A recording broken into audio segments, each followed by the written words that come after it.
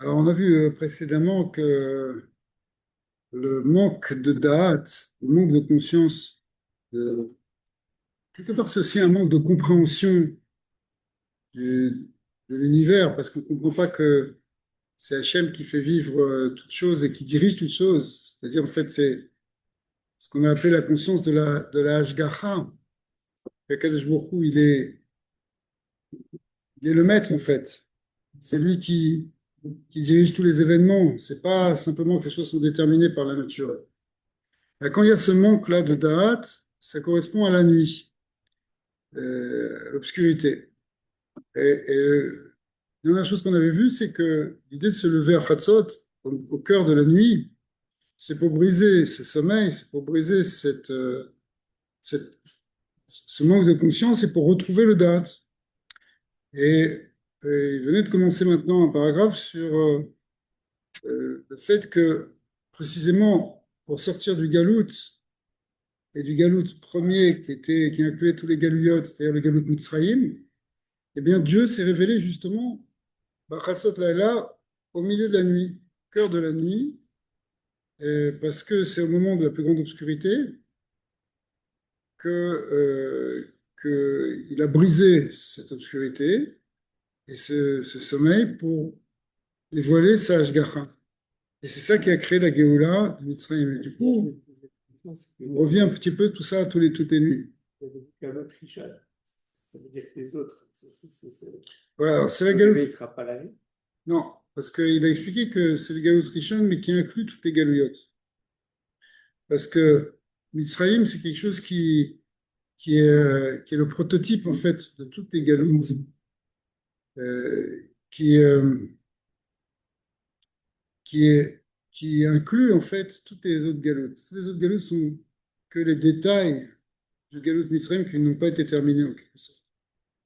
Et donc, on va vivre après dans les autres galouillottes la suite de ce qui n'avait pas été fini en Égypte. Donc, c'est le prototype qui va fonctionner dans toutes les galouillottes et dans toutes les sorties de galoutes.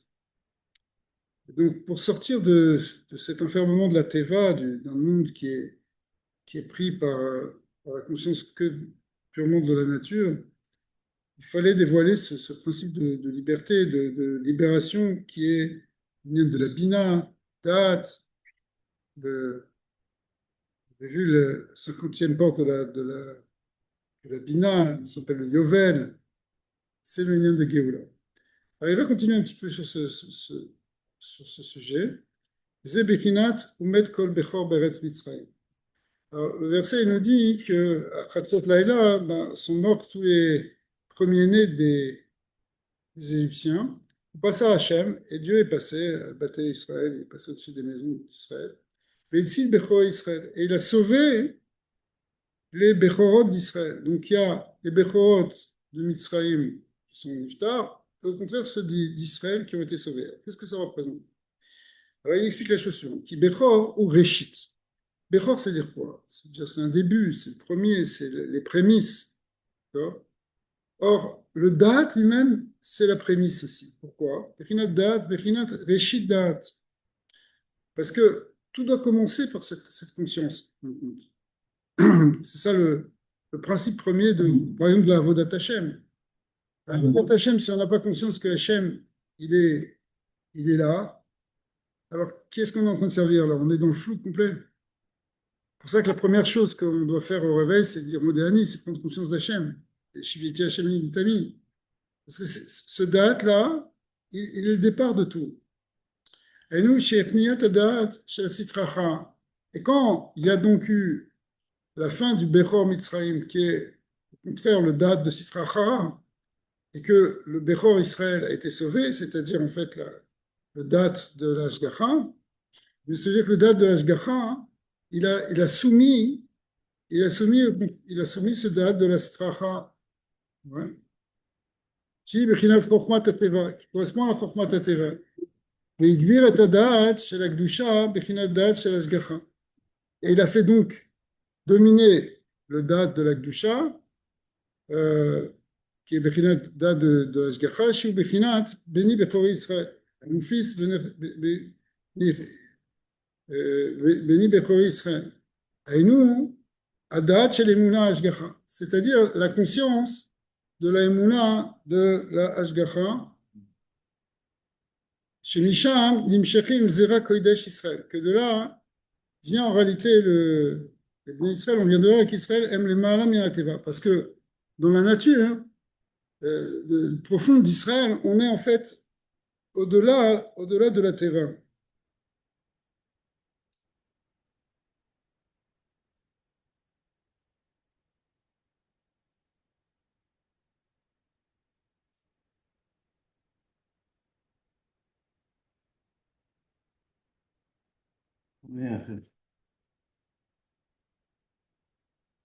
היינו הדעת של אמונה והשגחה.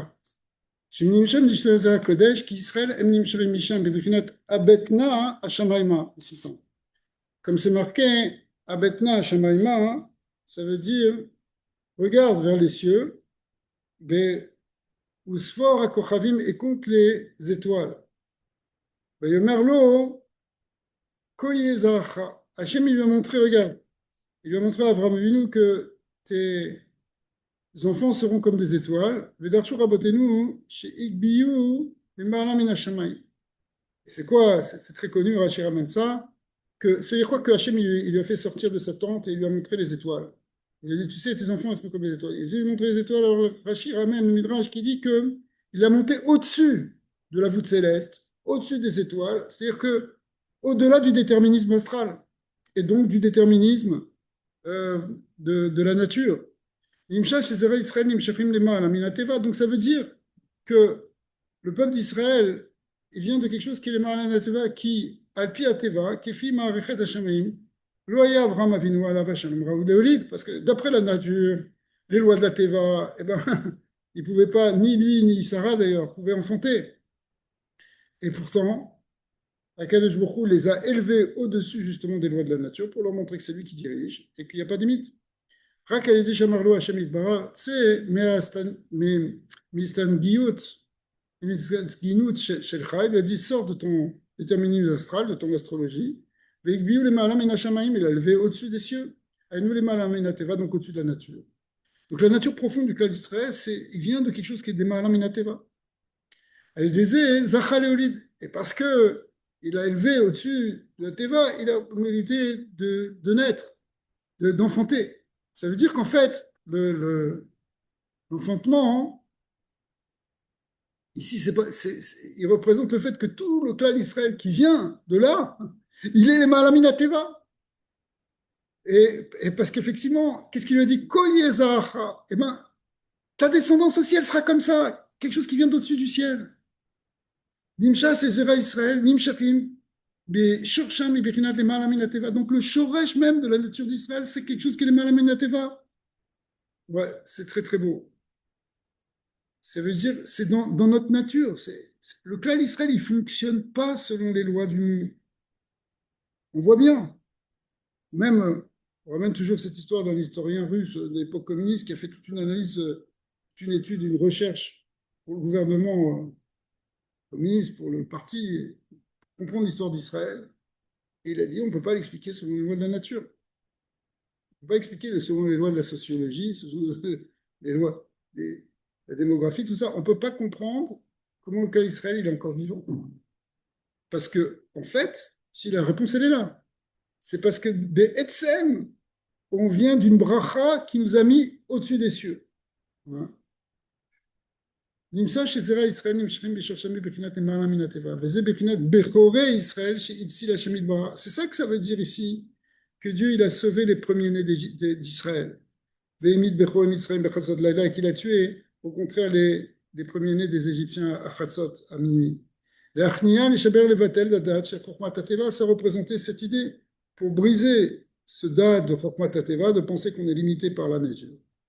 Ou l'akbir date, chez l'ashgacha, et d'amener la conscience de l'ashgacha, chez un bekinat bechoré ben Israël, qui est représenté par l'unité de Bechoré Israël, puisque l'union de Bechor, ça veut dire la conscience, le date. Donc, le date des bénis Israël, c'est savoir qu'on est les mains lumineux.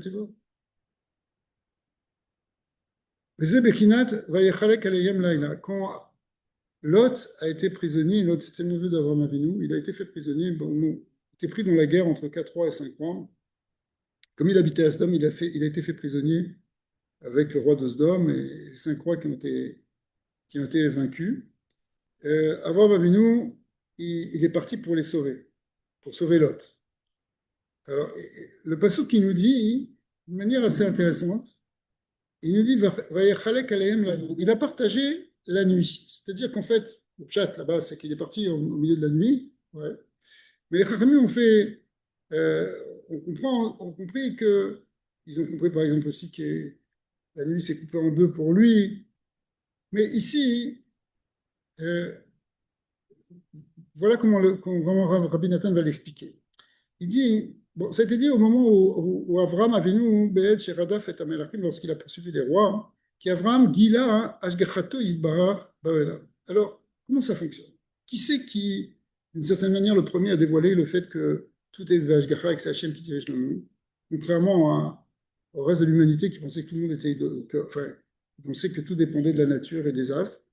C'est Avram Avinu. Donc, il a dévoilé en réalité l'Ashgacha dans le monde. ועל כן עיקר קיום תולדות השמיים, תולדות השמיים והארץ, הוא על ידי אברהם.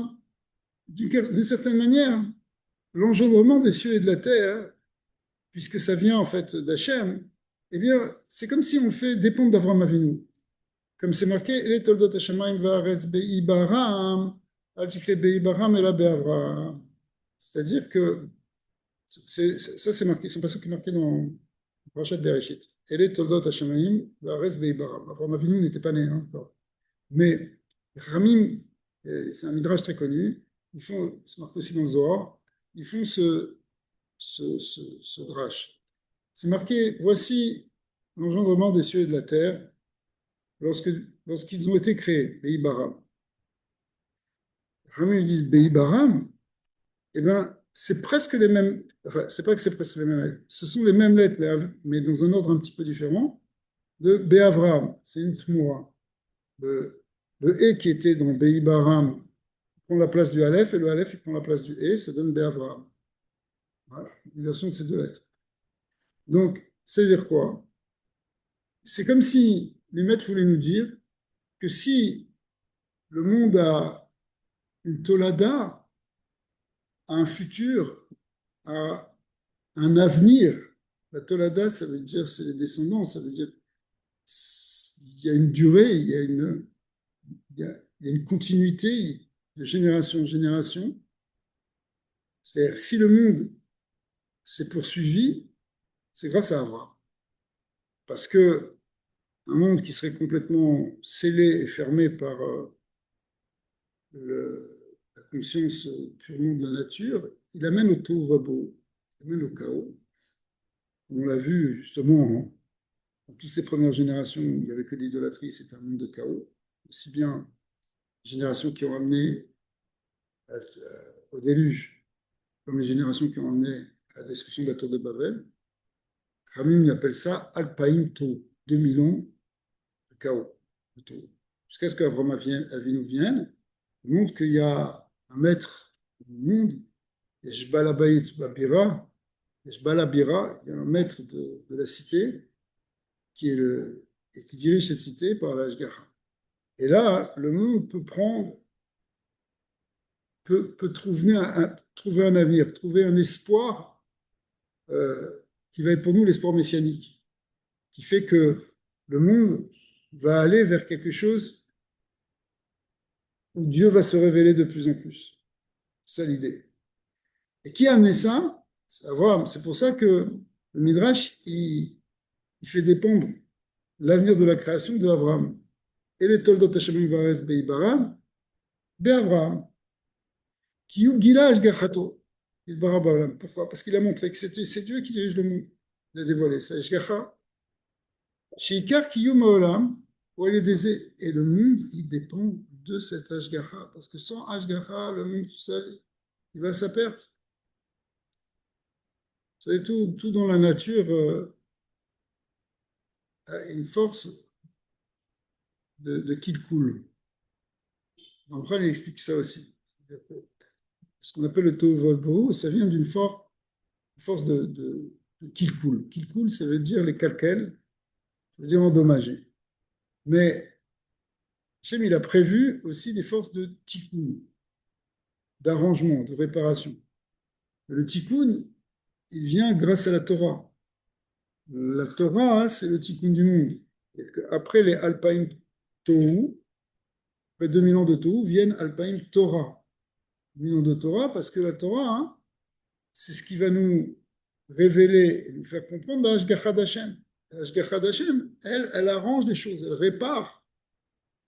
C'est comme si, sinon, le système du monde qui fonctionne sans Dieu, ou du moins on croit fonctionner sans Dieu, il finit par se détériorer. Parce que pourquoi? Parce que les forces Yetzara, les forces du mal sont trop grandes dans l'homme. En fait, ceux qui créent le Tohu Vabohu, c'est les hommes. C'est les hommes qui ont qui vont être après dominés par le Yetzara. Du fait que, c'est ce qu'on a vu l'époque de Noé ou l'époque de Babel, c'est-à-dire que pourquoi c'est un Tohu Vabohu? C'est parce que les forces de Kilkul qui viennent des forces négatives, des forces du mal, des forces du Yetzara, elles sont, elles sont trop présentes. Et c'est les forces de l'obscurité, c'est les forces de Mitzrayim, c'est les forces de ténèbres, tout ça, c'est la même chose. Maintenant, amener la conscience de l'Ashgacha et se soumettre en quelque sorte à cette Ashgacha, vivre dans une autre conscience, vivre dans une conscience que bon, ok, on ne va pas faire n'importe quoi. Hachem, il a un plan. Il a un plan pour l'univers, il a un plan pour l'humanité, il a un plan pour les individus. Parce que l'Ashgacha, elle est pratique, elle est particulière. Si tu comprends comme ça que ta vie a un sens, que Hachem, il attend quelque chose de toi, alors là, tu vas dans le sens de la réparation du tikkun. Donc c'est pour ça que quand Avraham Avinu, il dit, mais attendez, arrêtez de penser que tout dépend des astres, et prosterner les dieux. Arrêtez avec ça. Il y a un maître, et lui, il a un projet. Il a un projet. Il n'a pas construit cette cité pour rien. La cité, c'est le monde. Et il a vu ici, Bira Doleket, il y a plusieurs avis sur ce que ça veut dire, Bira Doleket, si elle était en train de brûler ou si elle était éclairée. Mais en tout cas, il y a un maître qui est là. Il y a un maître du monde, et c'est lui qui dirige. Et si on comprend ça, alors on va s'aligner sur ça, et ça va réparer le monde. Et donc, ça donne des toladot pour les Shamaim Varas. Donc, un futur pour les cieux et pour la terre, c'est-à-dire pour le côté spirituel et pour le côté matériel. Tu peux avoir des gens qui disent, ben écoute, oui, le monde de la terre, il est amené à disparaître, c'est le monde inférieur, les forces, ce qui nous compte pour nous, c'est le côté spirituel. On s'enferme dans le spirituel. La terre, c'est le monde qu'il faut fuir. Ou d'autres inversement. Ils vont dire non, on va tout faire sur terre, mais le côté spirituel ne m'intéresse pas. Avraham Avinu, il donne un futur au Shamaïm Ve'aretz. Chez Ikar Kiyulam Oualideze.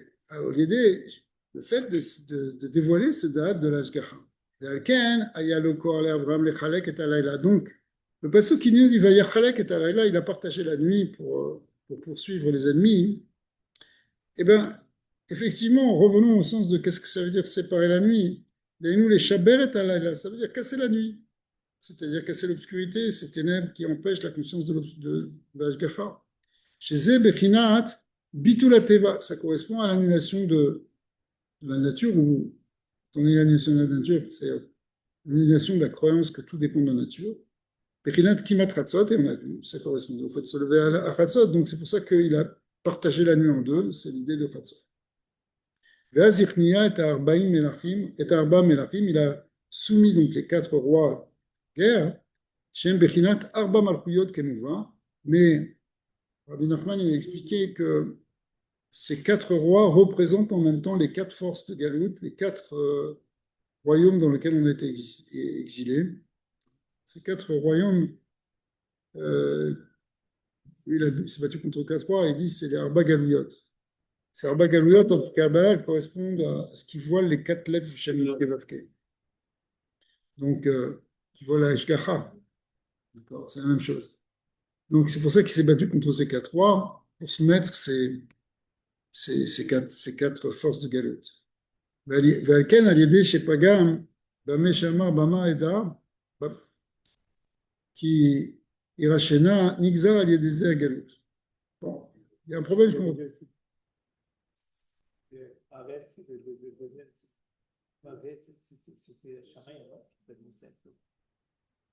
Oui, peut-être. Je ne me rappelle pas, mais.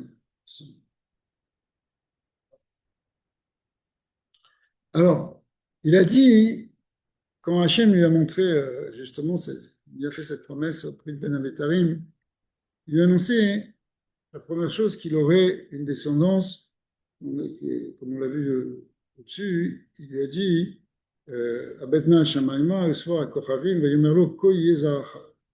Et ça, hein, quand il lui a fait cette promesse qu'il aurait cette descendance qui serait comme les étoiles, et on vient d'expliquer ce que ça veut dire comme les étoiles, ça a des malades, etc., ça il a cru. Mais à un moment, juste après, il lui a dit quelque chose qui était peut-être plus difficile à atteindre, cette terre que il lui a dit qu'il va hériter en même temps de la terre d'Israël. Et là, il a demandé un signe. Abraham Avinu a demandé un signe parce que pour sa descendance, il a eu la Emouna, ce qui n'était pas évident d'avoir cette Emouna que de lui viendrait un peuple qui serait toujours les Malam Teva, mais ça, il a eu la Emouna. Par contre, quand on lui a dit est-ce que tu vas. Quand Hachem lui a dit qu'il va hériter la terre, il a dit j'aimerais bien avoir un signe. Bama Eda qui irachena. Comment saurais-je que je vais hériter? C'est quoi le signe? Les Chachamim nous disent, Mara explique que d'une certaine manière, c'était un manque de Emouna de demander un signe. Au niveau d'Abraham, c'était même grave. Le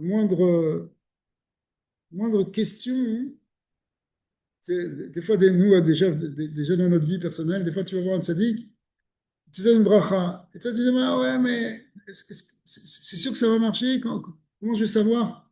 Mais tais-toi, il est en train de te donner une bracha. Dis oui, amen, crois-y 100%, et la bracha, elle va rentrer. Tu commences à poser des questions, ça y est, tu bloques un peu, alors tu ne crois pas en moi. Ouais. Ben, au niveau, faut se taire.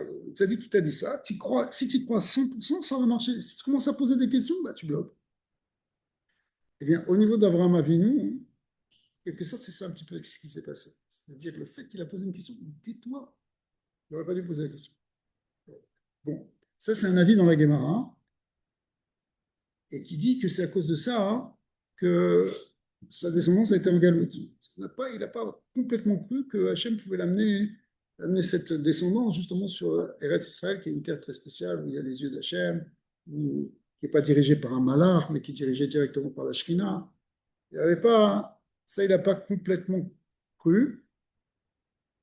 Mais le Rizal dit, c'est pas vrai. En vérité, c'est pas à cause de ça. Le Rizal, il est un peu, en quelque sorte, dans ses Gemara, il dit non, ça c'est parce qu'on veut essayer de trouver des arguments, mais la vraie raison de la galoute, elle est même avant ça. C'est l'histoire de Damarichon, c'est l'histoire de Shvirata Kelim. C'est pas à cause d'Avraham Avinu. Mais, donc, il y a quand même un avis dans la Gemara qui dit que le fait qu'il a posé cette question, hein, ça a généré de la galoute. Nixar al galoute. Kipgam be'adat, parce qu'il a été pogam. Si la enseigné à son serviteur cette recherche de signe, parce que quand tu es allé chercher les frais, il avait demandé aussi un signe. Enfin, c'est pas lui, c'est pas Avraham Avinu. C'est son serviteur, il a grandi dans ces enseignements-là, non? Pas c'est ça? Peut-être. La recherche d'un signe. Ouais, même ça, c'est pas évident ce qu'il a fait Eliezer.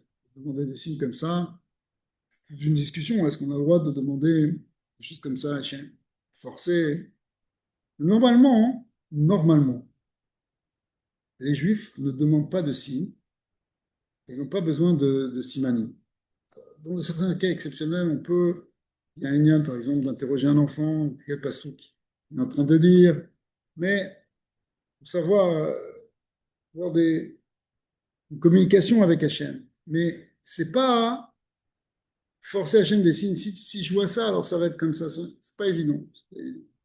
Même chaque fois les histoires des gens, donne-moi un signe que c'est c'est très limite. C'est une zone grise. Oui, ça dépend de qui. Ça dépend comment, mais parce que le principe, il est que normalement, on va avoir confiance en Dieu. Tamim Tihim Hashem Elkecha. Tu fais pas de calcul. Tu fais pas de. On avait parlé hier sur l'union des prévisions astrologiques, tout ça. Parce que tu sais qu'il va y avoir tel événement au niveau des astres. C'est pas le derer. Derer, c'est on a la conscience de l'Ashgacha, t'es avec Hachem. Alors, des fois, on a besoin d'un signe d'Hachem pour nous renforcer. On voit ici que pour avoir Avinu, c'était un gam badat. Après cet avis-là, on, on- ça génère de la galoute, ça génère de l'exil parce que tu n'as pas vraiment confiance que Dieu il va diriger tes pas. Tout est BHGH. Si tu penses que tout est BHGH et qu'Hachem il veut que ton bien, alors tu n'as pas peur. Alors, est-ce qu'on ne doit pas réfléchir un peu sur la Teva? Bien sûr. Ça fait partie aussi de la halakha. Par exemple, parce qu'il y a des mitzvot, faire attention à sa santé, on doit réfléchir par exemple à ce qu'on va manger. Parce qu'il y a des mitzvot aussi de travailler, c'est une mitzvah. Alors aussi, on doit travailler sérieusement et avec et de la manière correcte. On va dire, bon, tout BHGH, je vais faire n'importe quoi. Imagine un dentiste qui pose la fraise dans la bouche, qui dit, bon, BHGH, ça va se régler. Et qui s'en va pour un café. Ça ne marche pas. Ouais. Il faut qu'il fasse attention, qu'il soit médagdec. Mais en même temps, il sait que c'est Hachem qui va diriger son bras et que c'est la prière du médecin, de, du Rambam. Donc, on a, on a aussi le fait de se comporter comme il faut dans la Teva, mais tout en sachant qu'on ne dépend pas de ça, qu'on est les malades de ça. Donc, il ne faut pas faire pas trop de cheshbonot, pas trop, surtout. Je pense total que la fraise est fait ça. Ouais, mais c'est pas la volonté d'Hachem. C'est la volonté d'Hachem, le Balatania a expliqué, la volonté d'Hachem, il veut que ça passe aussi par le derrière Teva, parce qu'on doit arriver à un point où on va montrer que la Teva aussi c'est Dieu. C'est pas qu'il y a la Teva qui s'oppose à Dieu, comme on a l'impression ici. On voit que ce qui s'oppose à Dieu, c'est quand on pense qu'il n'y a que la Teva. Mais quand on comprend que Hachem il est mal à la Teva, c'est une étape. Quand on comprend que même la Teva c'est Hachem, ça c'est encore une autre, c'est encore une autre. Hachem ou Elohim, c'est l'Ichud Hachem. Donc, on fonctionne aussi, mais en même temps, on fonctionne avec la bracha, où les choses se font facilement, où les choses elles se font toutes seules en quelque sorte. Elles ne se font pas complètement toutes seules, mais quelque part elles se font toutes seules. Alors, donc, Ve'ashgacha Bechinat Eretz Israël, parce que cet Ashgacha, pourquoi c'est un gam? Il a fait un gam dans Eretz Israël qui correspond à un gam dans l'Ashgacha. Ve'ashgacha c'est Bechinat Eretz Israël, Bechinat Tamim Ene Hashem Elokecha, Ba, que les yeux de Dieu sont en permanence sur elle. Comme Moshe Katav, Rabbeinu Bimkom Acher, comme c'est marqué dans la Torah Resh Lamed Nalent, où il explique là-bas que tout l'union de Eretz Israël, c'est l'union de Ashgacha. ועל כן על ידי שפגם בהדעת ופגם בארץ ישראל שהוא בחינת השגחה. Le fait qu'il a fait un gamme donc, dans Eretz Israël et donc dans l'Ashgacha. Alors, la suite du verset, on dit ben, il était toujours Brit Ben Ametari et c'est marqué Vetardema Nafla al Avram. Une torpeur est tombée sur Abraham, c'est là qu'il a la vision du Galout, etc. Cette torpeur, ça veut dire que ça revient dans le sommeil, ça revient dans la conscience de la Teva, l'absence de conscience de la Ashgacha. Bien sûr, c'est Bédakout, c'est très fin au niveau d'Abraham Avinu, mais comme Abraham Avinu, c'est le Havre, qu'Israël, ça va avoir un impact sur nous. Vene Emma Chashecha Gedoyla Nefelet Alav. Il a été pris d'une grande ténèbre qui est tombée dessus. Chez Tokef Galuyot, et les Ramim disent qu'Hachem lui a montré la force des Galuyot, Shem Bechinot Tavdema, qui sont comme un sommeil, Bechinot Rocher, les ténèbres, chez Ikar et Gabrutam, Aliédé Chormatateva, et l'essentiel en réalité la force de cette galoute, de ces galouillottes, ça vient de cette Chokhmat Teva, de la conscience qui limite tout à la Chokhmat Teva, à l'aider chez Pagama Ashgacha Kana, le fait qu'il a fait un gamme dans la Ashgacha Kana. Alors, donc on voit que ça peut être très très fin. Le, le gamme dans la Ashgacha, dans la conscience de la Ashgacha, ça amène de la Gavitra sociale. On va voir comment en sortir. Ben, justement, en brisant la nuit, ce qu'on a vu. La prochaine fois, on va voir aussi comment cette sortie d'Égypte, elle se fait grâce à la matzah. On verra un secret sur la matzah. Quelque chose que je ne sais pas si la vague